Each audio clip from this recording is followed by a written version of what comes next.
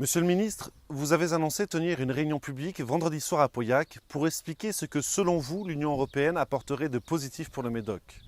Par cette vidéo, je souhaite vous interpeller sur deux actions de l'Union européenne dont les résultats sont particulièrement désastreux pour la viticulture et l'emploi dans le Médoc, et particulièrement à Pauillac. Vous le savez, avec l'argent du contribuable français, l'Union européenne octroie des aides à l'investissement pour la viticulture par l'intermédiaire de France Agrimaire. Étant moi-même viticulteur sur une exploitation familiale, je connais ces aides, mais je suis très souvent découragé de faire les très lourdes démarches administratives qui s'ajoutent à des contraintes très rigides, tout cela pour des subventions inférieures à 2 ou 3 000 euros le plus souvent.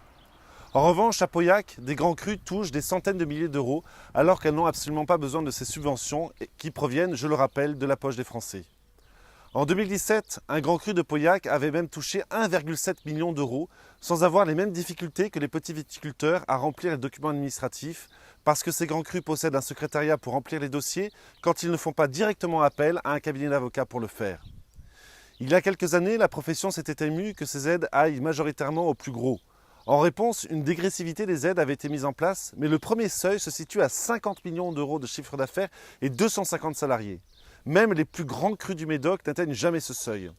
En revanche, un seuil d'éligibilité avait été rajouté qui est d'être, je cite, celui d'être en bonne santé financière. Dans le Médoc, comme dans l'ensemble de la viticulture française, des milliers de petites exploitations sont en difficulté financière. Monsieur le ministre, assumez-vous ce scandale de l'Union européenne qui consiste à donner des fonds publics aux plus gros qui n'en ont pas besoin quand elle assume dans le même temps de ne pas rendre accessibles ces aides aux petites exploitations, très souvent familiales. Sur un autre sujet, le président Macron nous avait promis, lors de sa campagne en 2017, qu'il imposerait à l'Union européenne de revenir sur la directive travailleurs détachés, une directive dénoncée par le Rassemblement national depuis des années.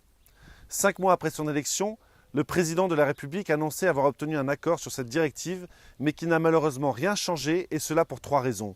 Le paiement des charges aux tarifs des pays d'origine demeure, ce qui maintient une concurrence déloyale totale.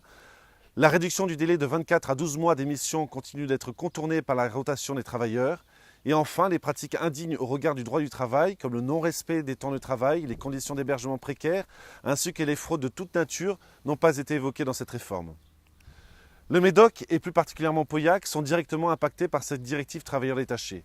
Ce sont en effet des milliers de travailleurs venus d'Espagne, du Maghreb ou d'Europe de l'Est qui viennent toute l'année travailler dans les vignes pour des salaires au plus bas, avec de nombreuses heures supplémentaires non payées et des cadences de travail infernales. Ces travailleurs étrangers, dont une majorité bénéficient de cette directive travailleurs détachés, sont employés par des prestataires de services peu scrupuleux et sont la nuit entassés sur des matelas alignés dans des appartements à Pauillac. Les ouvriers médocains sont directement concurrencés par cette nouvelle manœuvre moins chère, ce qui contribue à créer un chômage supplémentaire dans une région située dans le couloir de la pauvreté et déjà très durement touchée par les difficultés économiques. Monsieur le ministre, voilà 2 exemples concrets des apports négatifs de l'Union européenne pour le Médoc. Ni M. Macron, ni vos futurs députés de La République En Marche ne pourront la changer tant que cette Union européenne ne respectera pas la liberté des nations à pouvoir décider dans des domaines aussi stratégiques que ceux que je viens d'évoquer.